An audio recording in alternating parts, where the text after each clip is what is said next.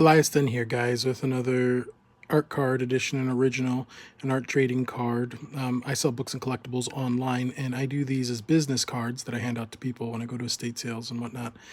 But recently, I decided to start putting them online, as there's a community of artists who like to make these little micro pieces of art and sell them to prospective fans. This is a space toad, man. This is a Xiang, I think is what it's called, from Farscape. You know, there's like this in the first season. There was this space toad that shot fireballs. I know, it's pretty weird, but I thought that this guy turned out pretty good. I like his round tummy and his sort of robotic gun arm that he has on the other side, and all his warts. And yeah, it just turned out neat.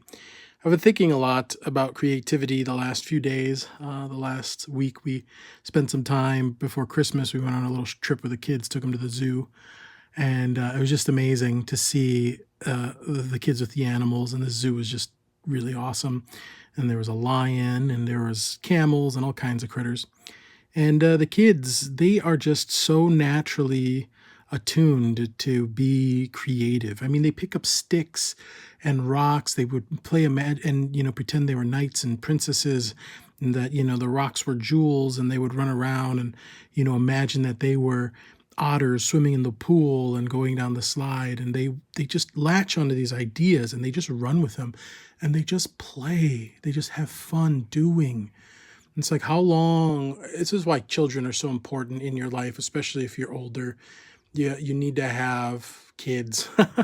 Even if they're not your own biological children, finding a way to tutor and be around children in a very compassionate and growing way, a way that educates them and edifies them for life, is really important. But they teach us as much as we teach them, if not more.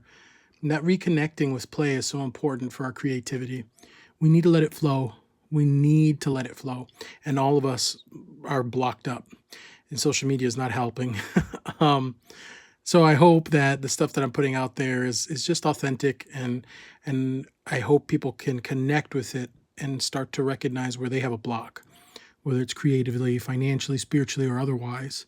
And I think one of the ways to do that is just kind of like, a plumber. They kind of work on that blockage that's in there. Whatever your creative outlet is, that's the work. You just got to put it in, and bit by bit, it'll start to loosen up and things will start to flow better.